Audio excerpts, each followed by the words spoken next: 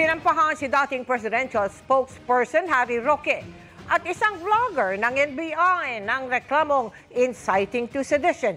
Kaugnayan ang tinaguriang polvoron na video na sinabi ng maraming eksperto na minanipula para magmukhang may sinisinghot ang isang tila kamukha ni Pangulong Bongbong Marcos.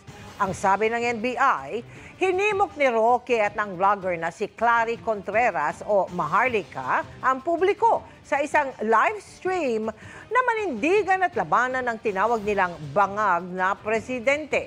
Bago nito, iniugnay ng vlogger na si Pebbles Cunanan si Roque sa pagpapakalat ng polvoron video. Sagot naman ni Roque sa paghahain ng reklamo, "Bring it on."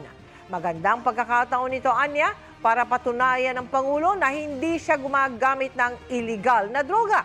Iginit din niyang mga haka-haka at kasinungalingan ang sinabi ni Cunanan sa kamera.